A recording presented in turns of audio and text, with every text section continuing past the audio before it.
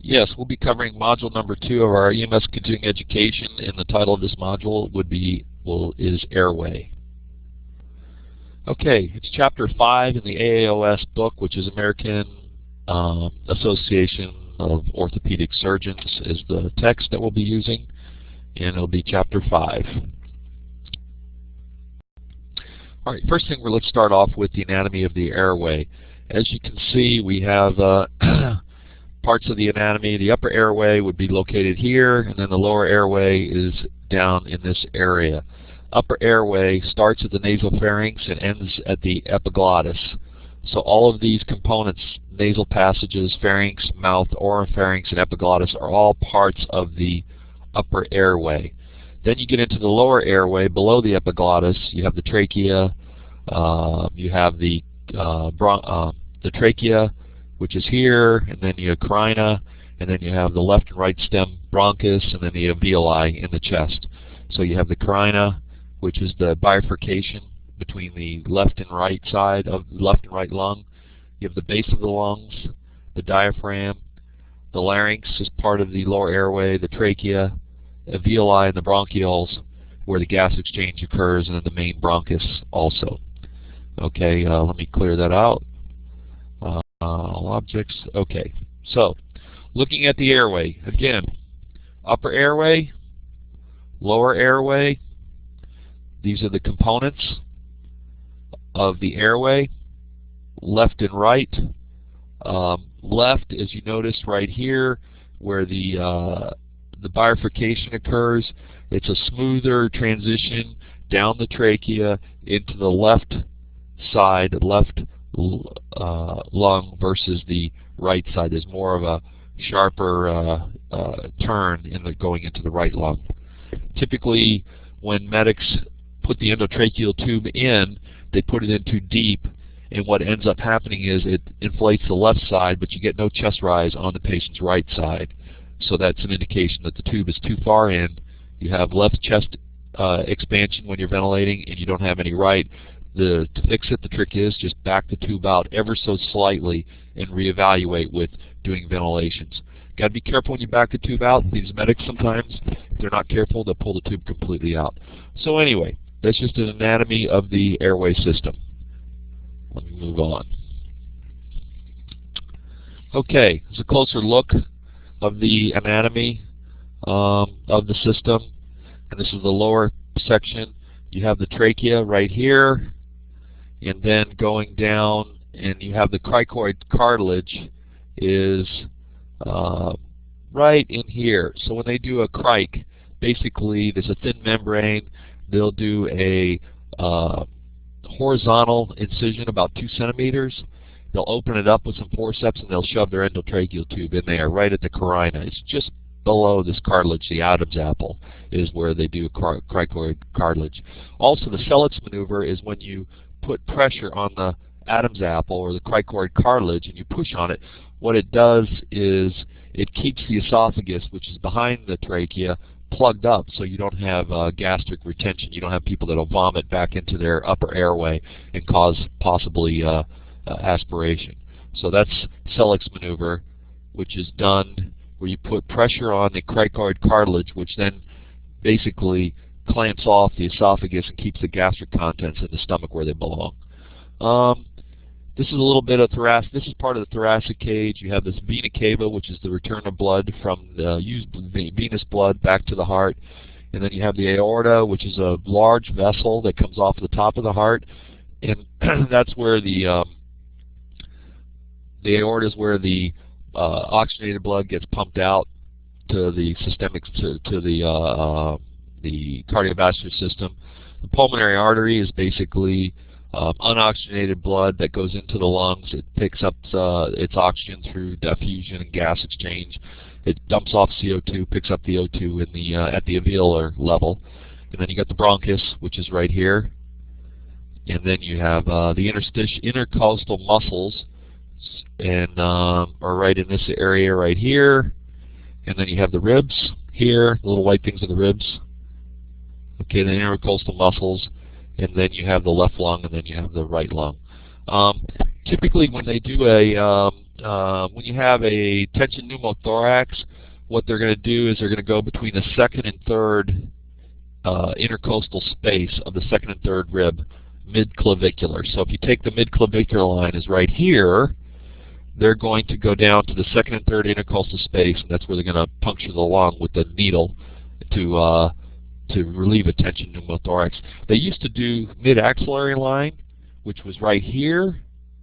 Problem with mid-axillary, it's hard to maintain that because you got the arm in the way. It's hard to maintain a needle sticking out of the side of the chest. So typically what the medics do now is they do the mid-claviculars between the second and third intercostal space. And that's where they'll put their needle for needle decompression. Okay, moving on. All right, the process of breathing. It's both voluntary and automatic. High levels of carbon dioxide in the blood stimulate breathing. Remember that the person's drive for breathing is based on their levels of CO2 in the blood. So that's very important to remember. It's a person's hypoxic drive is basically based on their levels of CO2, carbon dioxide in the blood. Okay, inhalation is an active muscular part of breathing. It's active. The thoracic cage expands, creating a light vacuum, and it's a theory about air will travel from an area of high pressure to an area. It seeks an area of high pressure to an area of low pressure. So when you do the inhalation process, what you're doing is that you have a lower pressure in your lungs than what's in the atmosphere. It's minutia, though. I mean, we're talking millimeters of mercury, very minute differences. I believe the 750 millimeters is the measurement of atmospheric air, and then when you create that inhalation, it's like 749 point something millimeters of mercury. So it's a very, very minute difference. Air is pulled in through the trachea, causing the lungs to fill. Tidal volume is basically the amount of air in millimeters moved into or out of the lungs during exhalation. The average for a male is 500 millimeters of air on the inhalation process. Exhalation is a passive process that normally does not require muscular effort. The diaphragm and intercostal muscles will relax, the thorax decreases in size, and the ribs and muscles assume normal resting position, and then air is then pushed out through the trachea. Physiology, basically, of the respiratory system. Metabolism. Each cell combines nutrients and oxygen and produces energy and waste products. Every living cell in the body requires oxygen and a means of disposing of the waste. Typically the waste is, there's waste plus carbon dioxide. The body will take the oxygen, it uses it up for energy, converts the oxygen to energy, then in the cell, at the cell level, it then gives off waste, which is CO2, and then that's transferred into the blood through the oxygen, and you exhale CO2. So the measurement of CO2 in your exhaled air is also a measurement of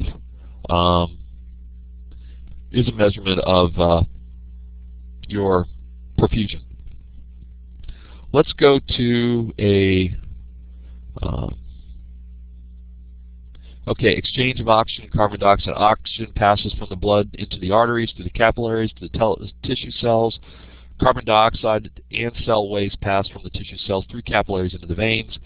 Diffusion is the term that they use, which is a passive process when the molecules move from an area of higher concentration to an area of confrontation, and that's at the cell levels where that occurs, is diffusion. Okay, control of, before we get into this, I'm going to show you a quick YouTube video on the respiratory system, and then a little bit on inspiration and expiration. We'll take a look at this video.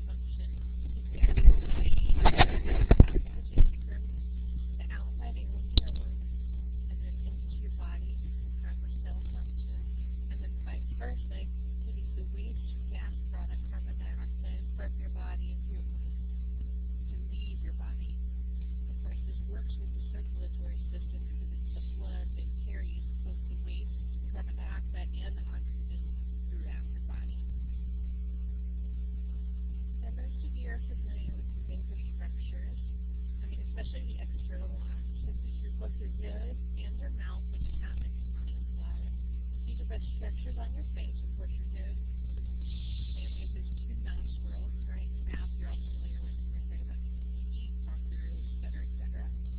Both of these where air enters into your system and leaves from your system. Now, your pharynx is with a throat. This is what connects the nose to your larynx, neck structure within your respiratory system. So air starts in your nose, your pharynx, nose and mouth, and then goes to your pharynx, then it goes to your larynx. Maybe your voice box, and maybe the piece that connects the pharynx to the trachea. Now your trachea is also known as your windpipe. If you ever look at the structure, especially if you need to probably dissect take a second class, you'll see that the trachea is a very whitish looking structure and it's sort of rich looking. So it always makes me think of like when you go to Six Flags or some other amusement park or gas station, you see those big thicker straws that go into like big bulbs and stuff like that. They kind of have this rich vomit. All that's what a trachea looks like. And this connects the larynx, so your voice box, to the neck structure in your respiratory system, the bronchus. Now, bronchus is the singular, and trachea leads to the bronchus, one of two bronchus, plural, they call bronchi. And these are the main tubes that run from the trachea into the bronchioles. So it branches off into two bronchi, right? Each one goes into either your right or your left lung. Right? And they kind of continue to divide up into different levels, secondary, tertiary, etc., until you get to bronchioles, right? And bronchioles are just much smaller tubes. And again, continues to branch and let out. These are made of smooth muscles, and they carry on and continue to break down into smaller and smaller tubes. So as these bronchioles keep dividing and dividing, they finally enter these structures called alveoli. And these are air sacs in your lungs at the end of each one of all these finite branchings of the bronchioles. And this is where gas exchange actually takes place, where the process of respiration takes place. If you look at this picture, you see that the alveoli, the picture on the top right, are covered in blood vessels, completely covered, and that's because that's where respiration takes place. You've got to get that gas exchange of the oxygen that you breathe into your lungs from the alveoli, the air sacs, into the bloodstream. And so with that process, you can keep that waste red of carbon dioxide from your bloodstream into your lungs so your body can get rid of it through exhalation. And again, these are all structures, these are all within the lungs. The lungs, of course, are your favorite organ in the process of respiration and ventilation. And again, like I said, there's a right and a left. That's why you have the division of the bronchi from the trachea. You can see a nice diagram of that in the bottom right.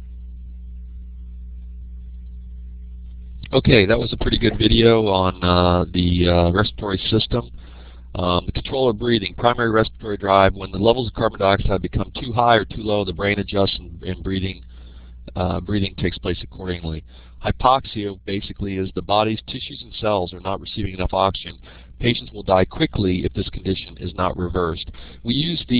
Right now we use a measurement. We use the SaO2 or the pulse ox as a measurement.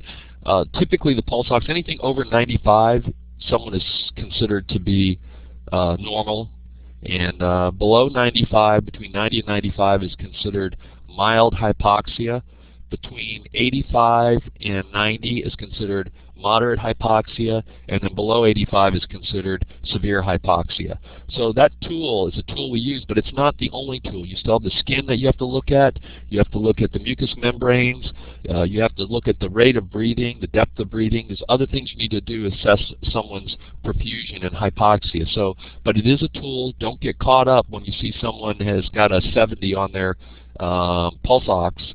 You need to make sure that they don't have finger polish on or any of the other things, and the device is working properly. But don't base your treatment on the pulse oximeter. It is just a tool to give you some more information.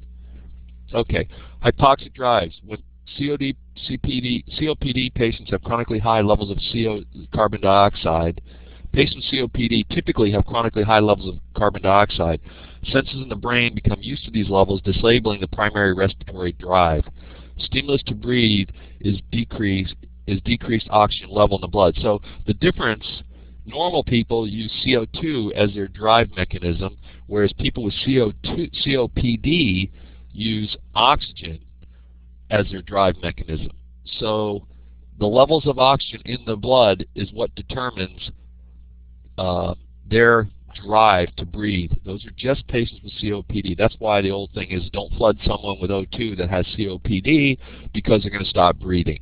I've heard doctors say that they've never seen that happen. What it does is it makes it harder for them to breathe, but typically if someone needs air and they are hypoxic and even though they may have COPD, you need to give them oxygen or you need to ventilate them with a BVM, because they are not able to breathe for themselves. Recognizing, let's go back, I got another YouTube video, and this is going to be on inspiration and expiration. Let's take a look at it. Okay, this is going to be a very quick lesson. Really the overall purpose of it with some key terms that deal with the respiratory system. These are inspiration, expiration, respiration. Good expiration is a process of exhalation, exhaling, breathing out. Inspiration is a process of inhaling, breathing in. Now here's where things get a little tricky. Most people get respiration and ventilation. Ventilation is actually the process of breathing. Kind of an easy way to remember this would be if you think about what's hyperventilate. Right? So breathing in and out very rapidly. Hyper meaning above normal, ventilation meaning to breathe in and out. So someone's hyperventilating. They're breathing in and out above normal. So that's what ventilation is. Inhalation and exhalation together. Respiration is the actual exchange of gases between the atmosphere, the environment, into the cells, right? So it's that transfer of air from within the lung into the blood vessel, or vice versa. Because your body wants to get oxygen from the air into your bloodstream to go to the cells and everything in your body.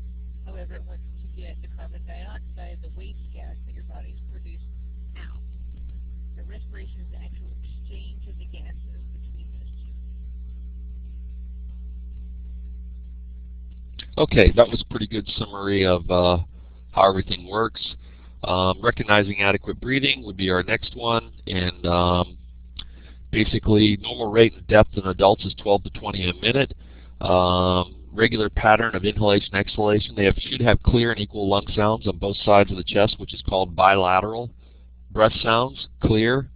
Regular and equal chest rise and fall and expansion, and they should have adequate tidal volume.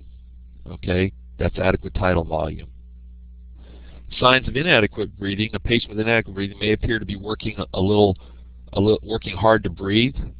They may have labored breathing, requires respiratory effort, especially among children, and may involve the accessory muscles. Respiratory rate is less than 12 or greater than 20 would be signs of it. Irregular rhythm, diminished, absent, or noisy breath sounds, unequal or inadequate chest expansion, increased effort in the use of accessory muscles, shallow depth, pale, cyanotic, cool, moist, clammy skin. Remember, skin is very important. Skin pulling in around the ribs and the clavicles. Okay, these are some specific conditions causing irregular breathing. Cheyne-Stokes. It's patients who've had a stroke or patients with head injuries. What it's characterized as irregular breathing pattern, increasing rate and depth, followed by a period of apnea where they just stop completely. Cheyne-Stokes is often seen who have had a stroke or head injuries is characterized as irregular breathing and increasing rate and depth, followed by periods of apnea. And then you have Kussmaul's, which is rapid, deep respirations in the presence of acetone odor. This is a sign of diabetic emergency. So rapid, deep respirations, presence of acetone odor, this is called Kussmaul's. So you got Cheyne-Stokes and Kussmaul's breathing. All right, next we're going to jump into opening the airway. Let's go ahead and watch a YouTube video.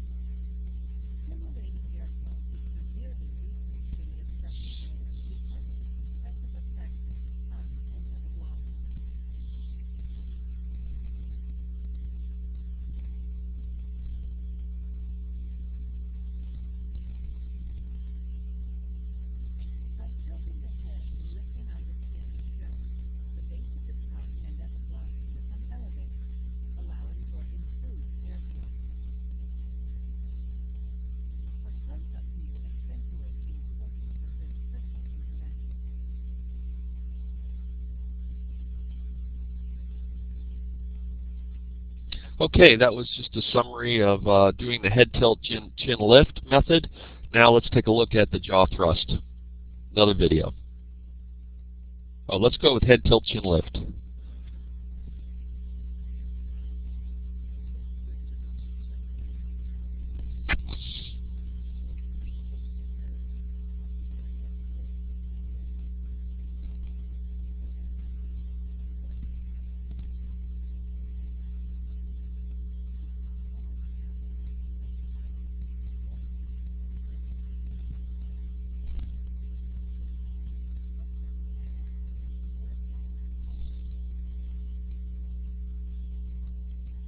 Okay, that was the demonstration of the head tilt chin lift. Now let's go to the jaw thrust technique.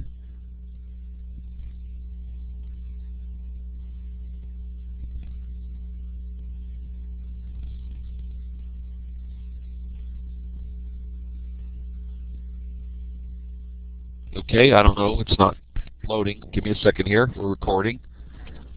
Hopefully it'll load.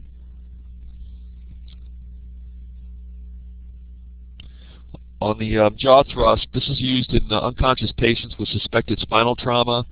What you want to do is kneel. I guess this video is not going to play, so I'm going to exit out of it.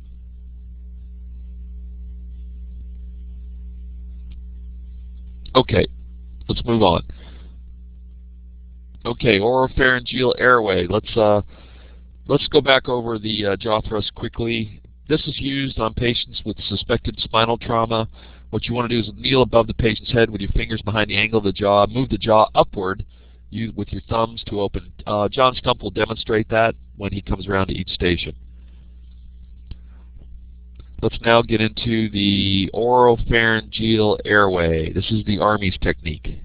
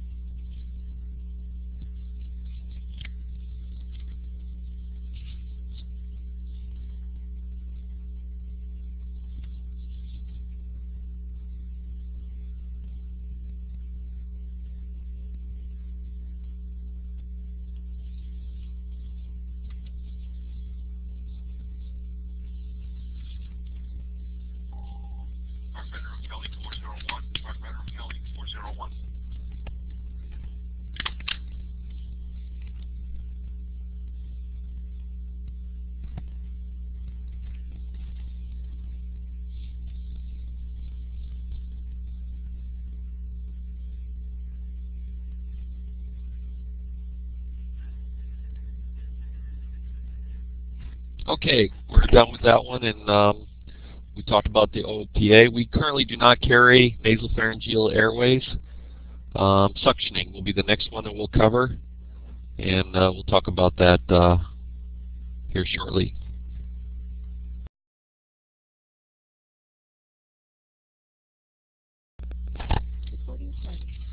Okay, I want to go back over the oropharyngeal airways to make sure we covered everything. John Stump will be coming around to each station demonstrating the use of the OPA.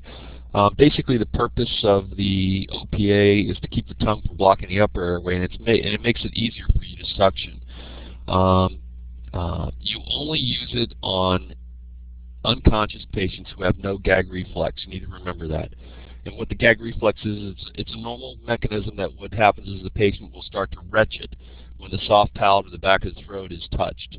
So it's just a natural automatic mechanism. So when you stick your finger down your throat, you're going to start retching and eventually will vomit if you hold it down there long enough. The oropharyngeal airway is not, if it's not the proper size, or if it's inserted incorrectly, as the video showed, it could actually push the tongue back on the pharynx and block the airway. And then the demonstration was on the, in order to measure properly, to select the proper size, measure from the earlobe, right here, to the corner of the mouth on the side of the patient's face, right there. And that's the correct measurement. So you want it from here to here is the correct measurement. If a patient becomes responsive and starts a gag reflex after you put the airway in, you need to take it out, following the normal curvature of the throat. And then also be ready, because when you pull one of these things out with someone that's restored to gag reflex, there's a good chance they're going to begin vomiting. So I wanted to cover that information to make sure that everybody was clear on it. And John Stump will be going around to each station and reviewing the use of the oropharyngeal in the practical. Okay, suctioning will be next. And the reason we suction is to keep the airway clear in order to have proper ventilation. And if the patient is gurgling, we need to suction. And we want to make sure when we're suctioning that we use proper BSI. And we're going to be doing a review of EMS's equipment as far as suctioning, the catheters that they use. This one is called a Yankauer or tonsil tip catheter. And then this is a French catheter, which is used to go down deeper into the oropharynx. A catheter is a hollow cylinder structure that drains or delivers fluids. These are plastic, semi-rigid pharyngeal suction tips, and it's otherwise known as a Yankauer. And then non-rigid is a French suction tip, and it has or a whistle tip catheter. I've never heard that. Tonsil tips are best for suctioning the pharynx. This is the best device for suctioning the pharynx, is the Yankauer. Yankauer is and EMS carries those on their suction kit, and John will demonstrate that. Make sure you're careful not to touch the back of the airway, because what will that do? That will cause a gag reflex, which then could cause vomiting, and it'll increase the possibility of aspiration. The soft plastic non-rigid catheters, the French, are used to suction the nose and liquid secretions in the back of the mouth, and in situations where the rigid catheter can't be used. So this one you can use for the nose or the back of the mouth, the French catheter. Use the same technique as you would when measuring for an airway. Never insert past the base of the tongue as far as the soft catheter is concerned, and then you want to clean and contaminate. Techniques for suctioning: you want to inspect your equipment regularly to make sure it's working properly. We'll be going over our suction that we carry in our kits and also EMS's. As far as EMS's, a battery-powered suction unit, you turn the suction unit on, select the appropriate catheter and tubing. You want to measure the catheter properly if you're using the French catheter system. And then you want to open the patient's mouth, insert the suction tip to the depth measured, and then suction as you withdraw, moving it side to side. And never suction more than 15 seconds on adult, 10 seconds for a child, and 5 seconds for an infant. And you can repeat suctioning only after the patient has been ventilated and reoxygenated. So you have 15 seconds for adult, 10 for a child, and 5 for an infant. And then after you suction, you want to reoxygenate the patient through ventilation. Okay. And let's watch a short video on suctioning.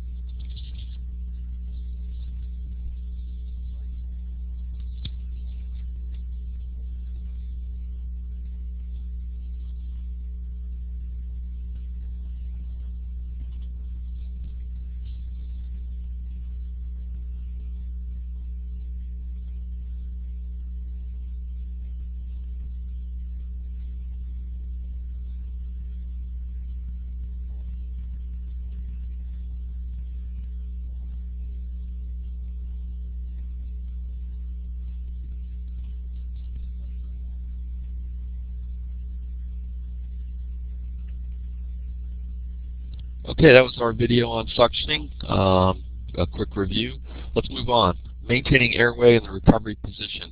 The recovery position is used to help maintain a clear airway in a patient who is not injured and is breathing on his or her own with an adequate rate and tidal volume.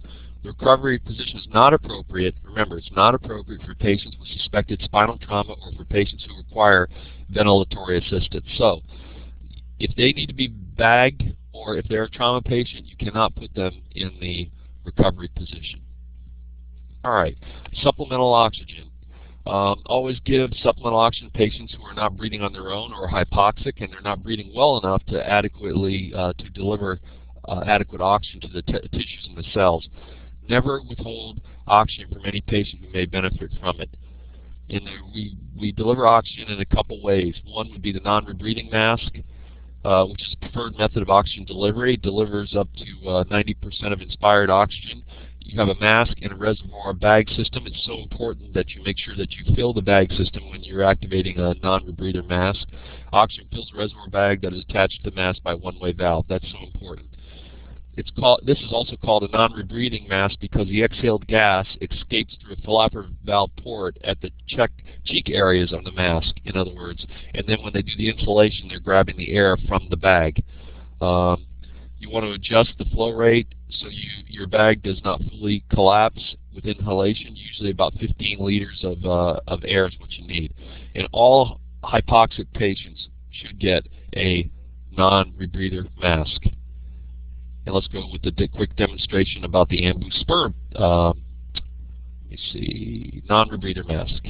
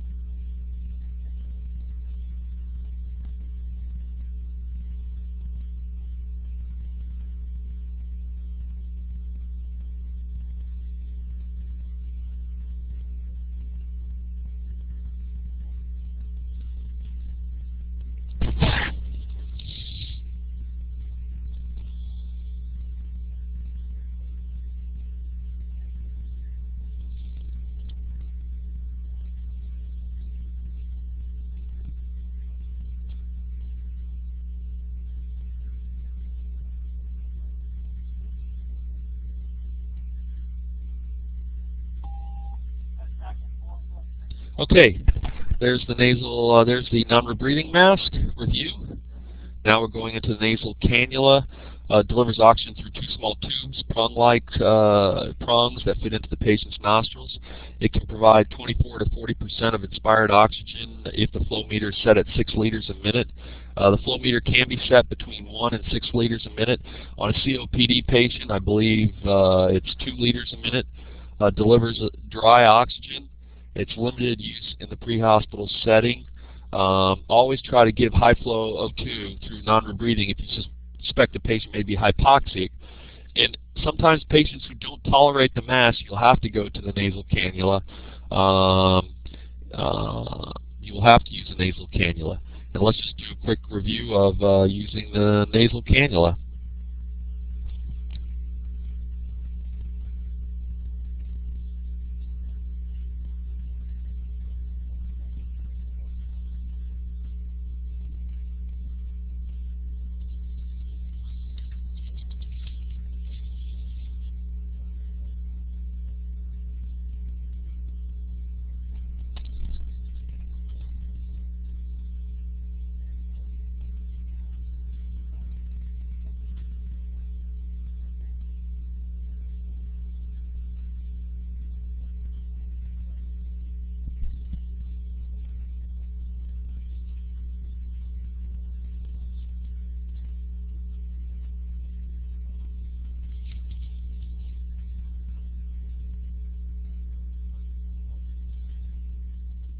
Okay, all done with the nasal cannula. Another review. Moving on, and here we go.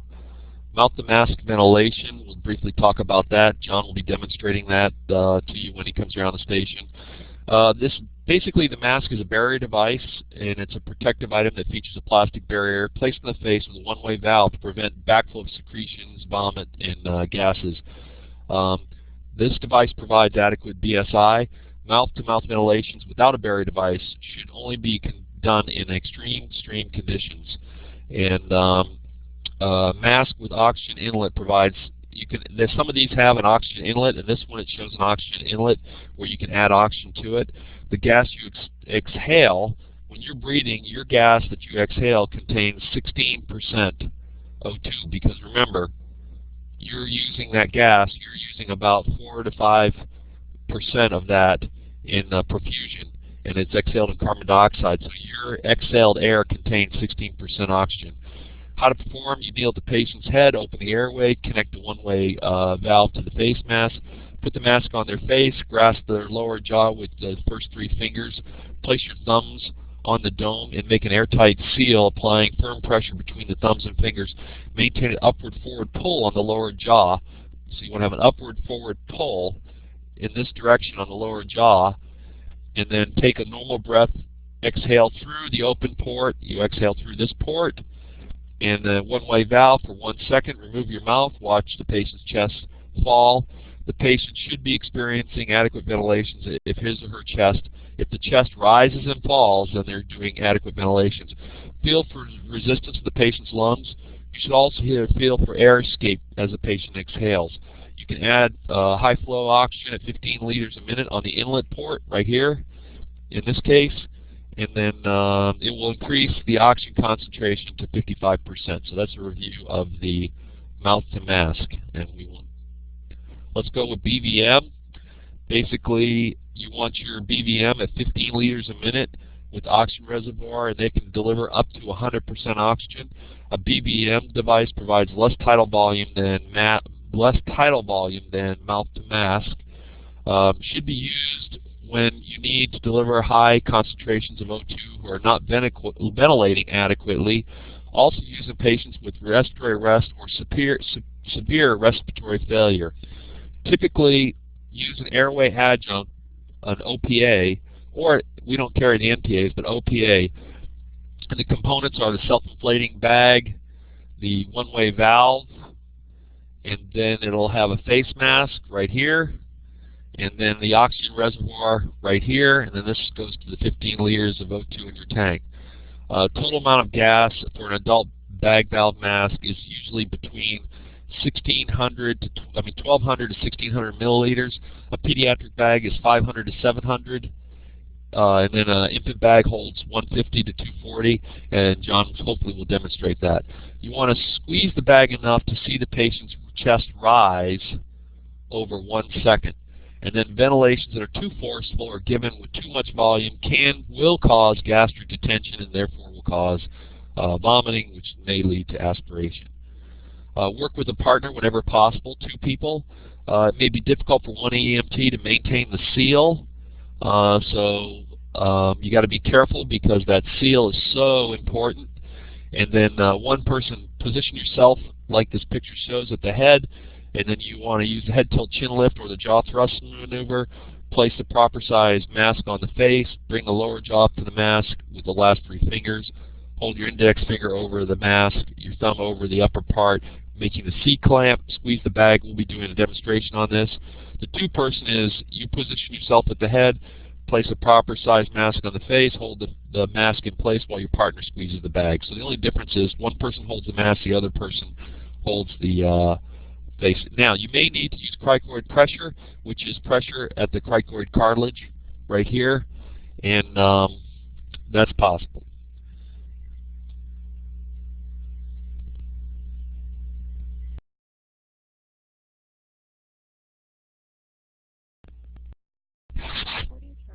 Okay, we're going to take a look at this is an ambu spur demonstration. This is the bag that we actually use, and we'll watch a video on that.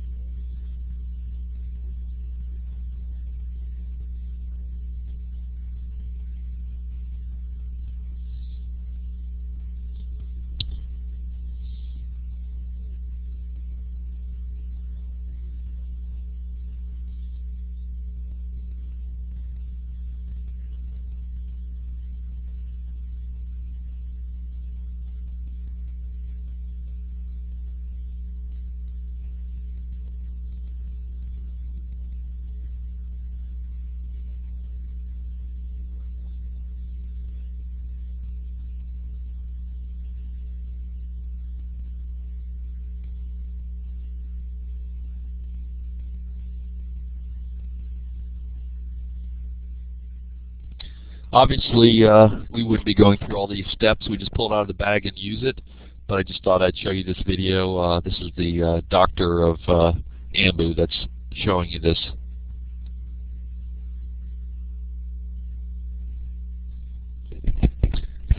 Obviously, in the emergent environment, we would be going quite a bit faster than this. We don't use a PEEP valve in ours.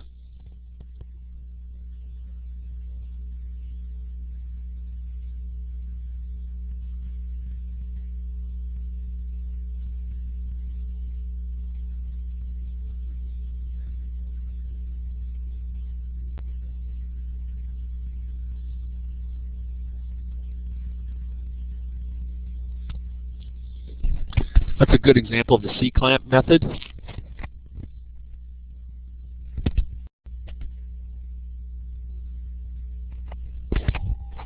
Okay, demonstrating you can do it on either left or right side of the patient.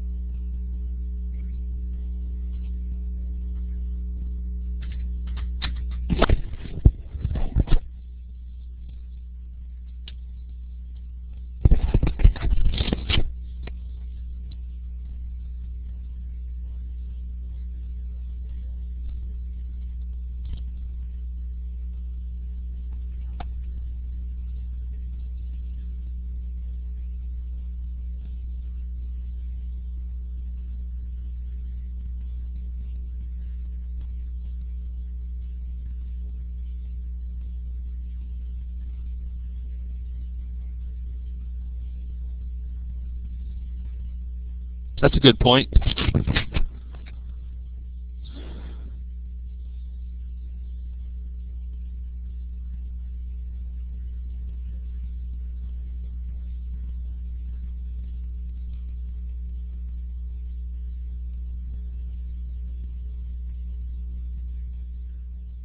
Okay, we'll just put it in a biohazard bag is all we need to do.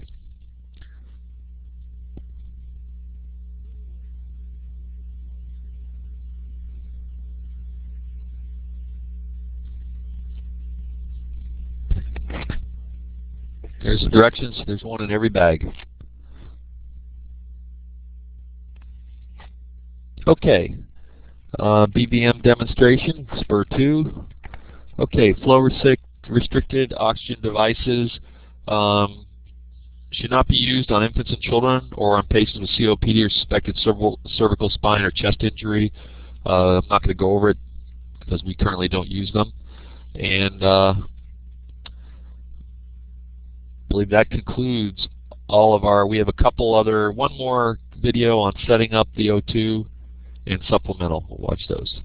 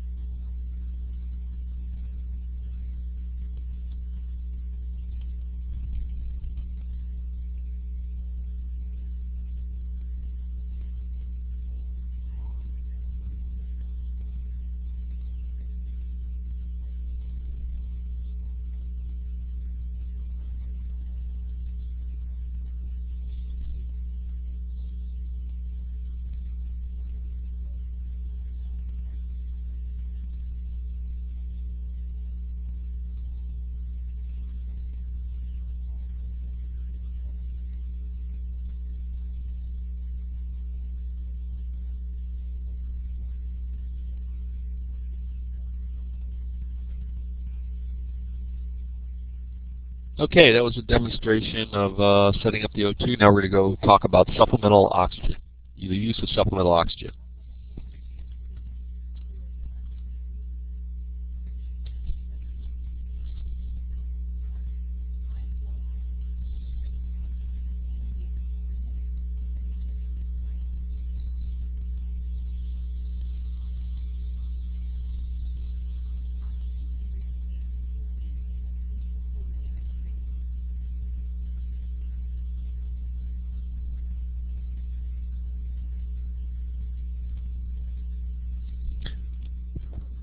Okay, that concludes. That concludes our session on Airway, Chapter 5, AAOS book. Just a reminder, we have a copy. We have the books, the text in each station. We need you to take a look at those, review them, look at this video. There'll be an instructor that will be coming around to each station to go over the actual skills component of this training. And thank you very much.